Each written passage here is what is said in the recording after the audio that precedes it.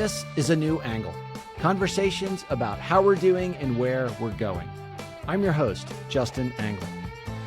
This show is supported by the Headwaters Foundation, First Security Bank, and the University of Montana College of Business.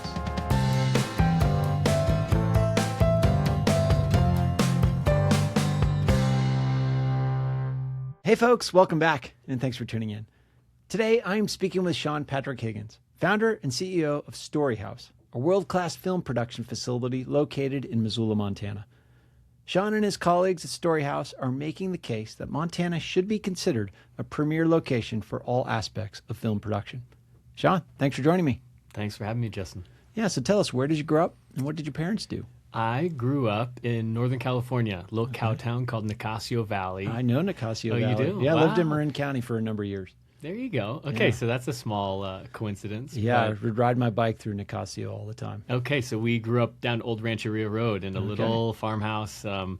And essentially, you know, it was a little rural community. We had 5 horses, K through 8 with 5 graduating kids in the 8th grade class, right? And rode the horses down to church every once in a while on a Sunday morning. We were in church often. But so that was my upbringing. And folks split when I was about 6. My dad was a former member of the ASA Green Beret in Vietnam, so Army Security Agency. A lot of intel. Yeah. And was that really colored his life in a big way. Yeah, I bet. And my mom was a singer-songwriter who fancied herself Joni Mitchell, who ran away from home at 18. Wow. Played music. They met in a bar when my mom was playing music, and the rest was history. You know, went on their first date the next day. My dad asked her to marry him, and a little bit of romance, you know. Yeah. 4 kids later, 14 years. Wow. Yeah. And so you did your undergraduate at University of Wyoming. How did you make it from Nicasio Valley to Wyoming? Yeah, great follow-up question. So after my folks split, we spent summer with my dad in the western side of Wyoming, mostly camping, going around. And he was an alumni of University of Wyoming. Got So it. all 4 of us kids ended up going to University of Wyoming and fell in love with Laramie in the summertime. Who doesn't? Yep. You learn that there's 7 months of snow on the ground after that, but it's a really special place. And then all of us just associated, you know, kind of this split existence, right? We grew up in this little rural town in Northern California. After that, when my folks split, we were rehomed by the grace of our church, had some housing insecurity, a couple different things that all play into Storyhouse and how Storyhouse came to be later. Yeah. And that really set me on my journey. So University of Wyoming led me to Yale School of Drama, where I have my acting degree. Also went over to Oxford and got a certificate degree from BADA, which is the British America Drama Academy at Magdalen College, and studying Shakespeare and classical theater. And then was in New York, and then splitting time between New York and LA for a while. So you've done so much in film and theater. It seems like you've had almost every job there is to have. How would you summarize your career to this point?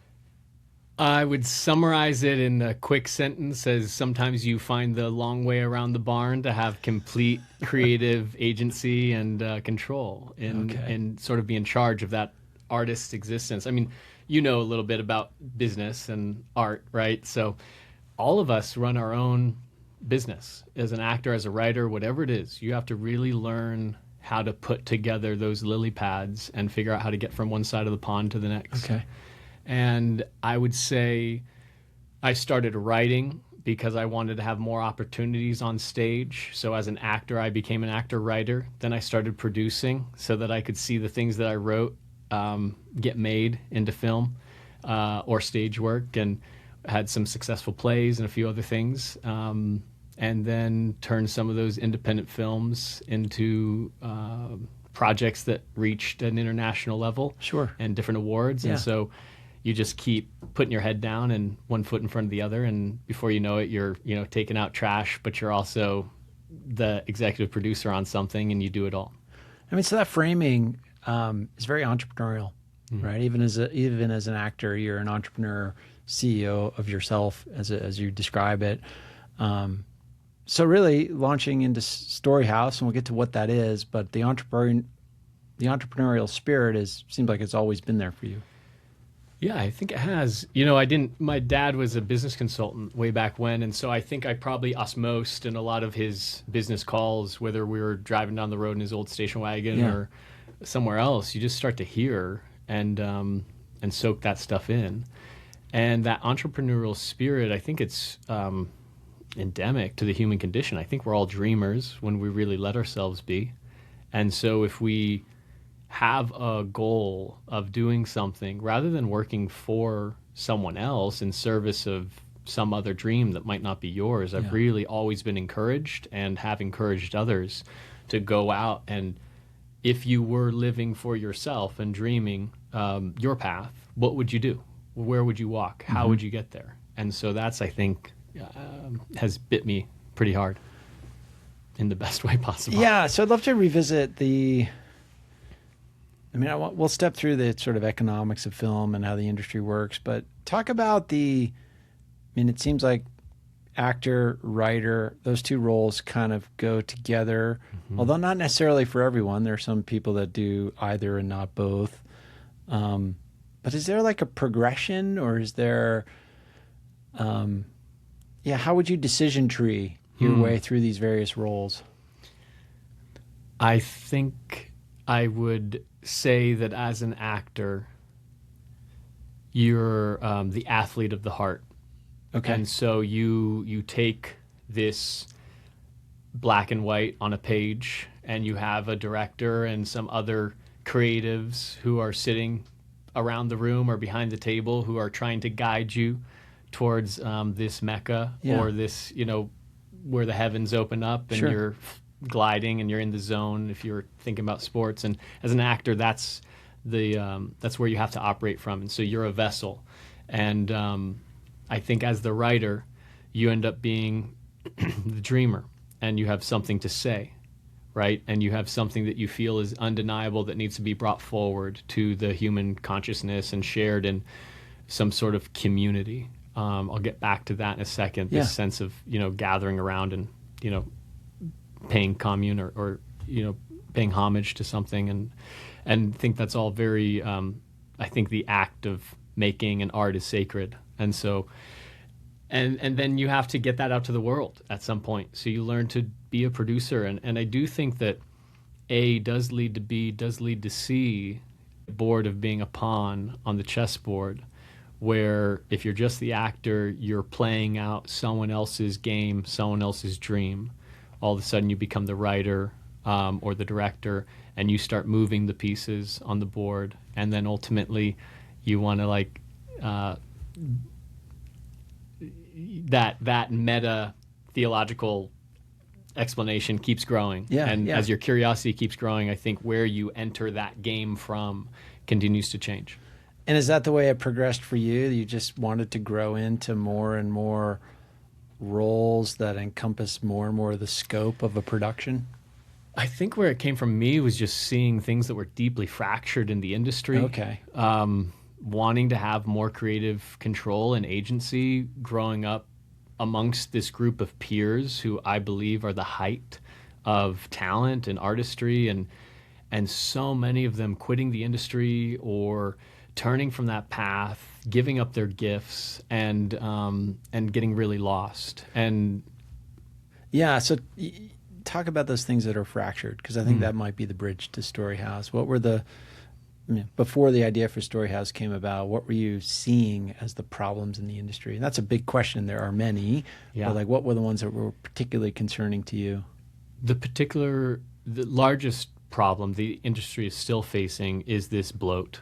There is so much waste in money, in expertise, the paper pushers of the industry who have fees associated on fees, and you have the actual work life, blood, sweat of the art and the makers who are, when I was working as an actor in New York City, I would pay 10% away to my agent, 10% away to my manager, 27% federally, the additional 9 to 12% in state and local taxes in the city. And so I'm walking away with 47% of my paycheck. and I'm thinking, wow, am I going to make rent this month?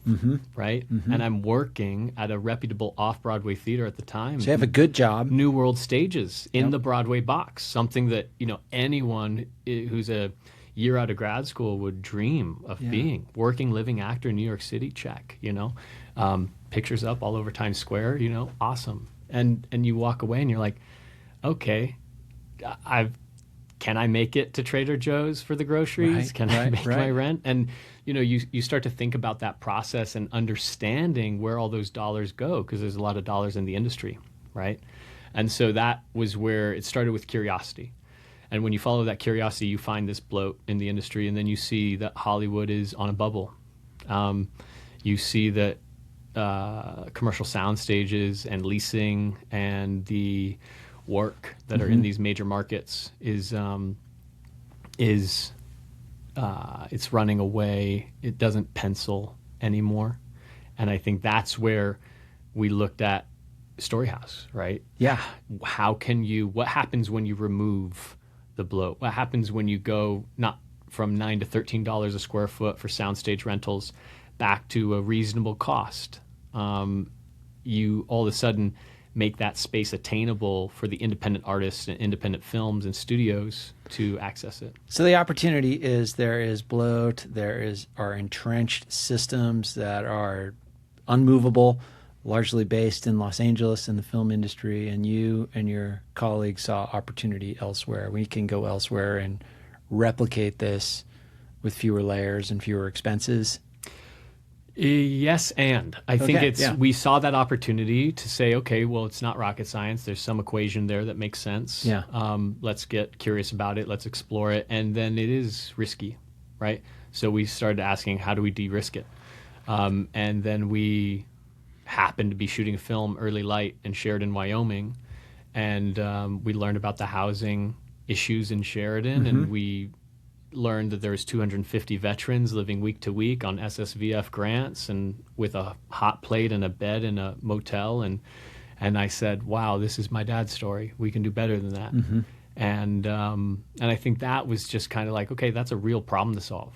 How do we go after solving just that? And then that turned into, okay, there's 16 foster families living week to week in the hotels. Whoa, how do we solve that in Sheridan County? And then we pulled back the veil just a little bit bigger, and we saw, Sheridan needs 4,200 workforce and attainable housing units because it's being eclipsed, and the millionaires are moving over the hill from Jackson, the billionaires are moving into Jackson and kicking out the millionaires, and now we have all these inflation of the ground and the real estate assets and everything else, much like what we're seeing here in Missoula, in Bozeman, anywhere in the Mountain West that's desirable, and that's a problem to solve. So he said, okay, great, we've got our problem. Housing inequality. If we're solving that problem, that's a very predictable equation, real estate equation. There's investment groups for that. There's folks, personal investors, who are interested in solving housing. And as we walk down that path, it is in service and part of how do we tell stories that we're proud of? How can we have some moral compass of what we're leaving to the next generation, and not censor stories. And so that emerging voice became ever so more important, especially with what's happening in the industry right now. Yeah. And that's really the birth of Storyhouse. So what is Storyhouse? How did it come to be, and why Missoula? Great questions. Storyhouse is a real estate-backed film production company. Okay. And we have a 240-acre real estate subdivision in Sheridan, Wyoming, that's seeking to attack attainable and workforce housing in some ratio there, as well as build forward a very thoughtful mixed-use community. And then we have the studios at Storyhouse, Montana, which is our 47 acres up here in Missoula. Yep. And that's our physical production hub. And then we have Storyhouse Partners, which is our IP and it's our slate of intellectual properties of TV and film. So the content. The content, Okay. yeah. And so those three things are under Storyhouse Inc. And then we have this Storyhouse Institute component, which is training, career pathways, and educational programming. The goal is to grow into an educational relationship with University of Montana and be the lab or experiential workplace for students to come and get an internship experience or a capstone year or something like that. So embryonic, but something that we're building towards. Yeah. All of those feed up into Storyhouse Inc., which is the top co or the parent company. And that's a little bit about what Storyhouse is. And how did Missoula get on your radar? Yeah, great question. Alison Corbin from Big Sky Economic Development. Okay. She recruited us up to Billings. We had made enough noise in Sheridan. We were running a bill in Wyoming. A lot of the... Running a bill. That's maybe some jargon I don't get. Oh, running a bill.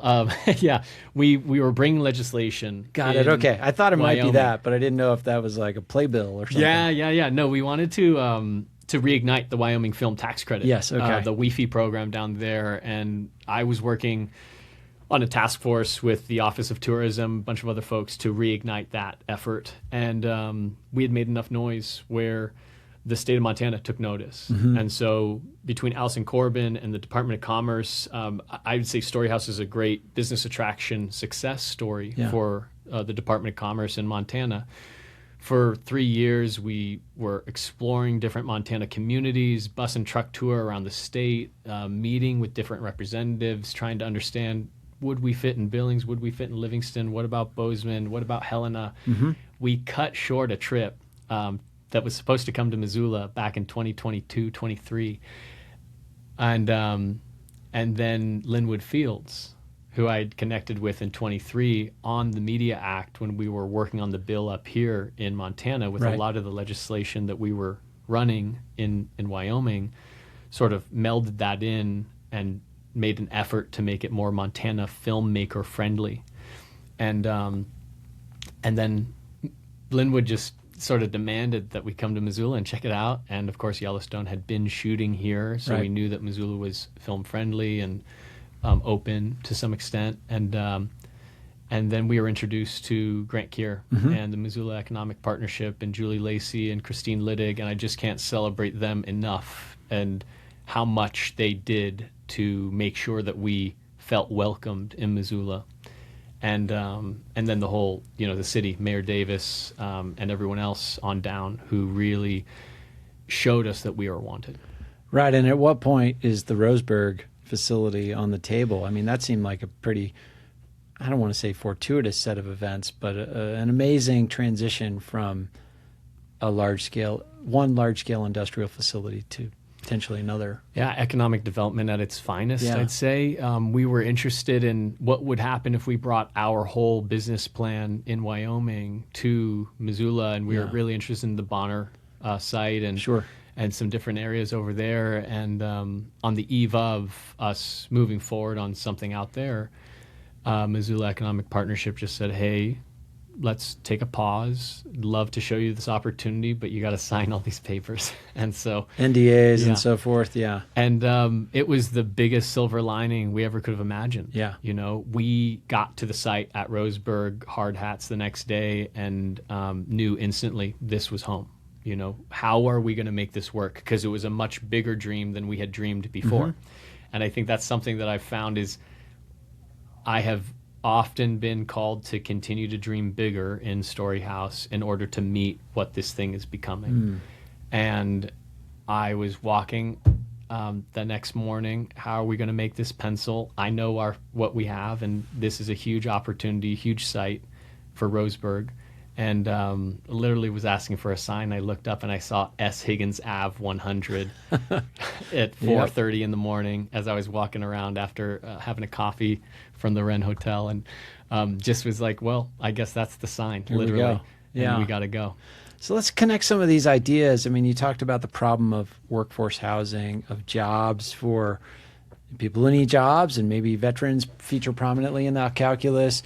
It seems clear that a large-scale production facility can bring jobs to a wide variety of people. You can draw that out a little bit, but talk about the housing piece. How does it contribute to their housing pressure in this community? Yeah, it's so interesting. I mean, Missoula is highly desirable. The college here. I mean, there's so many things that make it attractive, vibrant, weird, lovely community. And the housing challenges are just across the Mountain West. We have the unique opportunity of creating 435 jobs over about 6 years in our growth plan. And we want to keep pace with what we can do to create some housing opportunities as well. That's all part of our model. And so we know that if we're going to go and set up shop and step forward fully into that opportunity, then we better be responsible parties in the community and also help put up some housing and recapture some of that. And so is that part of the plan, to build workforce housing up at the site? We are looking at some different opportunities up there. You know, there's the 200 acres coming in from Roseburg. There's a whole mixed-use development initiative. We'd love to participate in as much as that as is possible. On our site alone, we are looking at some different potential housing solutions and what that would mean for some attainable workforce housing, early embryonic conversations, really getting curious about some of the stuff that Good Works Ventures has done with the Scott Street development. Have had a series of meetings with those folks, Front Step, the Missoula Housing Authority. We're trying to learn as much as we can and figure out who wants to be the stakeholders in bringing some workforce housing to Missoula with us. So when you're making a film, I mean, all I know is I sit at the end of a movie and listen and see like 7 minutes of credits. It's not always 7 minutes of credits, but it's a lot of people. And sometimes you got a teaser at the end of that 7 minutes. So right. The whole Marvel model of waiting for the Easter egg. I was thinking more Pirates Caribbean, but yes. Oh yeah, they were probably I don't know who originated that move, but it's a good move. It's a good move. That's a lot of people doing a lot of different types of jobs. Step us through like if there is a such thing as a typical production. I mean, are we talking, do you have full-time employees, contractors that come in for one shoot, one part of a shoot? How does the team kind of get constituted? It's a great question. I'll share it in kind of three parts. Sure. And first is film has a lot of work boot jobs, so blue jean jobs we call them, and that's your construction foreman, that's your gaffer, your grip. That's what are those? You see these words like key grip and key best grip boy. And best boy. And what are these guys? So your key grip, I mean, that for us, we just shot a film here, St. George, and Stu Brumbaugh was the key grip. He's with Sparta Grip. That's his company out of Great Falls. Stu's got over 100 films under his belt. He's a true veteran of the industry, and he's slinging steel around on set. And what I mean by that is he's putting up C-stands and driving the any of the heavy machinery, lifts and jibs and everything else, and he's bouncing light with different big he's hanging lights, bouncing lights, everything you could imagine, clamps, C-stands, sandbags. That's the heavy equipment. That's grip. That's dolly track, everything else, right? And then you got lighting. Grip and lighting goes together, General Electric stuff. But, your lighting is all your big park cans, and now it's moving more into different type of specialty lights. There's a lot of LEDs now, specialties in film where you can really control different exposure levels. And so that's your lighting, or your gaffer, and he's got a best boy under him. Sure. And then you have, swing gang, and you have folks that are moving around furniture, set decoration, and props. And we did a big rental with Jason McDaniels from University of Montana for St. George. And, you've got to get people who can go build out the house with the art design department. And then you have production assistants who are helping to hang different things and move the trucks and move the porta potties that you're renting for the day and everything else. So that's production. And, on a major film that's a $10 million film, you can have up to 240, 300 jobs on that film, and 85% of them are these work boot jobs, right? Very small fraction of the people are actually what we call above the line talent, and that's your Angela Bassett's and Brad Pitt's and Angelina Jolie's and, and then your Scorsese's, right? And your above the line. And then you have your below the line crew and talent, and that is really the family. That's the lifeblood of what makes the film possible. And is that like a traveling circus? Do those people all come together anew each time? Or Part two of that question. So ideally, you build out your team and your group of makers that you want to continue making things with. And we imagine that here for Story House. We want to have three sort of groups or teams. and it would have our first team, second team, third team, Sure. and they'd be split up. Someone's doing the TV series, they're running that for 5 years. Then you've got your features team, and they just know how to crank out 3 features a year, and they hit a rhythm and a shorthand, and they all know what each other are thinking. And so that's really where we're headed. Right now, St. George, for instance, the film we just shot here, that had 131 paid employees on it. I don't know the exact numbers, either 59 or 57 full-time equivalent employees. Of that, 76% were Montanan, which was great. Our line producer, Laura Perry, came up from Hamilton. We had folks from Bozeman. We had folks from Livingston, folks from Great Falls, as I mentioned, but mostly was Missoula. And I think what we need to do is continue to build out that film training education here in the state, career pathway, educational training, and retain some of the brain drain that's happening. We've got a great film school here at UM, another great film school at MSU. Don't hear me say that too loud, UM. But I think we graduated 2,348 students in the last 5 or 6 years in film, emphasis, and degrees who have left the state. And that's devastating from a brain drain scenario. And so if we can retain a bunch of that youth, what a great opportunity. And so it makes sense here to maybe press on the Media Act and educate listeners on the rough ways in which that piece of legislation works. Yeah. So the big outline and the easy way to say it is film comes in, they spend money. Yep. And so you spend your dollar, let's say, but the dollar will be representative of $100 million. And then you go through a double audit process. You submit everything to the state, to the Department of Revenue. You provide your own independent audit. And then the state goes through that. And they, in Montana, generally give somewhere between 22 and 35% back as a tax credit. So you sort of spend your dollar, you get your dime, right, for the big summary. And then we get that tax credit. And unless you have a tax liability in the state of Montana, so historically that tax credit is traded then to someone who does have a tax liability in the state of Montana. So the people who buy that are doctors, lawyers, people with money, business owners, right? And that ends up offsetting a bit of their burden. And it's studied in the sense that there's about a 3x multiplier, and $1 that's spent in the state. If I go out and the crew spends their per diem with me at Old Post, which happened often in this last film, that dollar then goes into those pockets and those tips and everything else. And then those dollars turn over when that bartender or waitress goes and does their laundry at Sparkle, right? And then that owner of Sparkle goes and they take out their family to a dinner at the Keep, right? So those dollars keep this trading. multiplier effect, Yeah. And I think that's the hard part that's not often understood is how those dollars continue to turn over in community and the spin-off jobs that are created when film's involved, right? Whether it's additional bed tax dollars that come in, or if it's restaurant touring that does well, or you have caterers. I think we spent $28,000 in catering during St. George here local. Probably around $400 a morning at Market on Front for burritos was the joke. And but those businesses get those systems set up and hopefully see the benefit.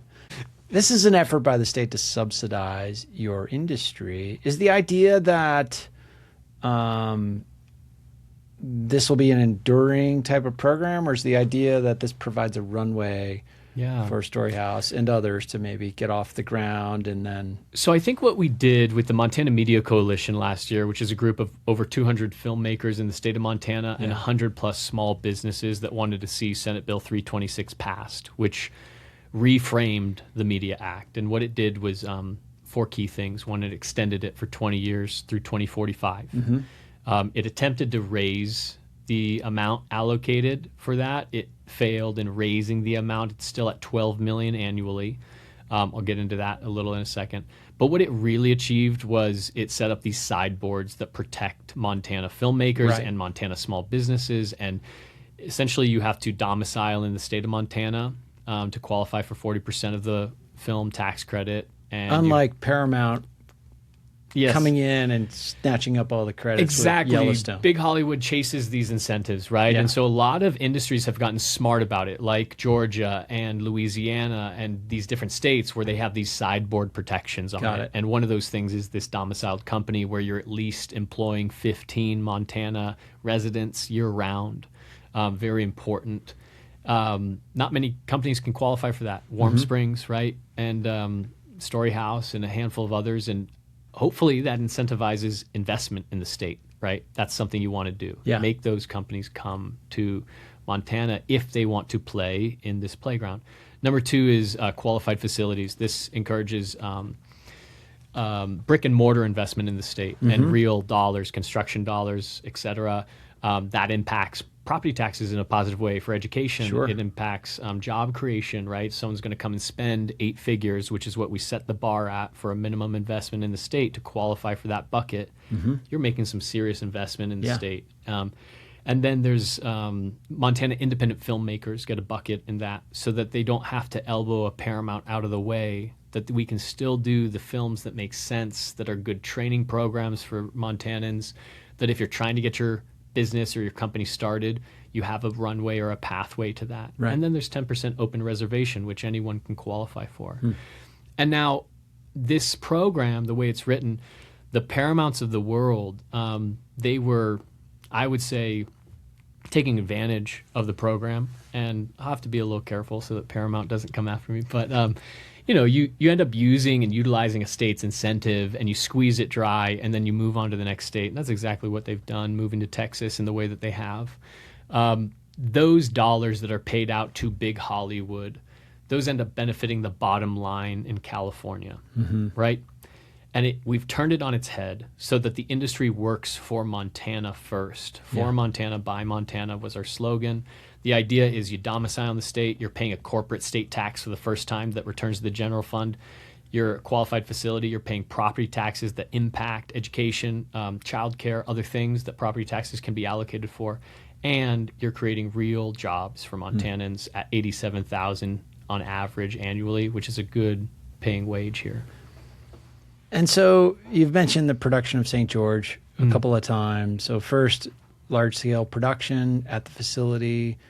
What were the key learnings? What were the hardest challenges, and what were the wins and losses? It's always interesting. Just you're building that family, right? And so family in every sense of the word, you find the people who you love to work with, who you get along with, and you find some of the siblings that you sometimes don't get along with, and you all got to go to Thanksgiving together. You know what I mean? And so I think that was part of the growing process for that first film, is learning who we want to continue to work with. I have a dear teacher, Ron Van Loo, who used to say a school or a business is who you invite to teach and who you invite to learn. And the rest is real estate. I've borrowed that for like Story that. House. Yeah, I think we're thinking about Story House as a playground, and it's, what stories do we want to tell and who do we want to invite to tell them? And the rest is real estate. And so for us in St. George, it was a beautiful opportunity to experience Missoula.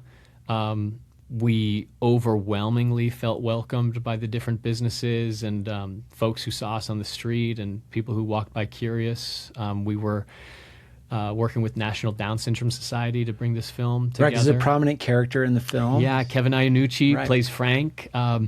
Frank is the brother of Adrian. It's really a story about two brothers navigating loss, family resilience, and love. There's some comedy in there.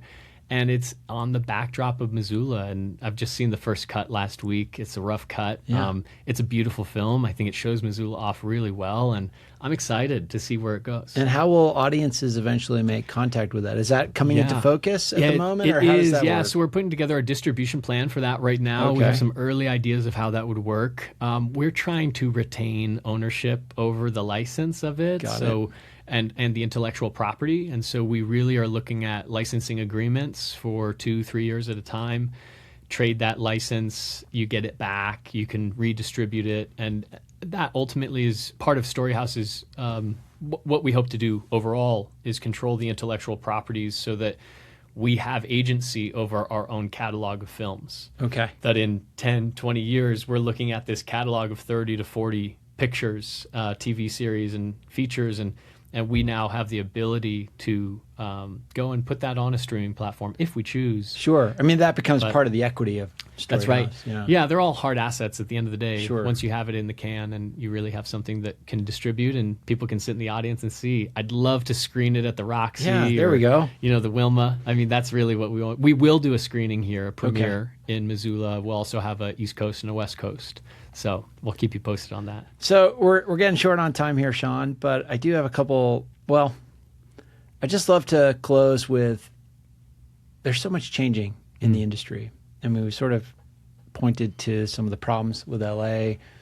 And then, so many people are consuming leanly produced content on their phones. Give us like 3 predictions or something, like hot takes on where you see the industry in 10 years. Interesting. I think hot take number 1, that there's going to be this boomerang effect. I think we're at one end of a pendulum swing. Okay. And I'm confident it's going to swing back, where right now we have a lot of what I'll call IKEA furniture being mass produced. And I'm really craving the fine cabinetry of filmmaking again. Okay. I'm craving, people going and sitting in the Roxy. I saw a film there last week. Yep. Those lights come down, you share that common breath with your neighbor next to you, you laugh at the same time, you gasp at the same time. That, to me, is special. That's the communion I was talking about earlier. Yes. I envision that coming. I also think that there will be this content that takes off, right, for content's sake. But I want to believe that Storyhouse will invest in story as king, right, or queen, and figure out how we always champion that and the audience experience rather than watching on a phone. Yeah. And then layer in AI. Yeah, you layer in AI and where the industry's going with that. I just think, again, this is a craftsman pursuit and experience. And so computers can only do so much. I think you can get to good quickly with a lot of those tools. Yeah. I think it's hard to get to great, and someone will really have to convince me otherwise. I mean, that's sort of the private equity play, right? They try to get you 80% of the product at 60% of the price or 50% of the price. And I think with film, it's just not the same experience. You can see it and feel it in the theater, certainly, if you're consuming in the theater. On the phone, it's a little harder to detect, but I think you can. Yeah. I think, what's interesting is you see Google investing today, announced that they just invested in Sundance to train filmmakers in AI. And a couple weeks ago, I saw an article where Disney invested, I believe it was $1 billion in OpenAI for Sora and the new technology there. It'll be interesting to see where it goes. I feel like it's the precipice of something. I don't think it's the precipice of what Pixar was, where the first computer-generated animation came to be. Yeah. I think there were artists behind that, not private equity grabs. I think behind AI right now, it seems to be what you were just describing. It's it will be interesting to see how that matures. And I do think there's a place for AI in business org and helping to get through emails and Excel spreadsheets and the stuff that people don't want to do. Maybe some of that bloat you mentioned. Some of that bloat, yeah. But I feel strongly that it should not replace the craftspeople or the artists in front of the camera. Well, we'll see how it plays out. Sean, last question is, when was the last time you changed your mind? I'm proved wrong often. My girlfriend loves to remind me of that. And so I'd say I don't have the exact example, but she was out here visiting last week. Sure. And definitely pointed out a time or two where I could switch my mind on something. So we ended up painting long hair Midland cattle on Sunday, and that was a fun experience. So that was a chance for me to change my mind and slow down, which is a welcome breath. Very good. Well played. Sean, thanks for joining us. Congrats on the success so far with Storyhouse, and I hope we can visit about it down the road. Yeah, I look forward to that, Justin. Thanks for having me.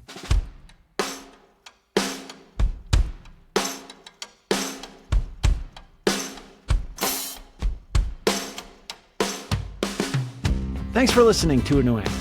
If you like what we do and want to support us directly, please consider a subscription at anewanglepodcast.com.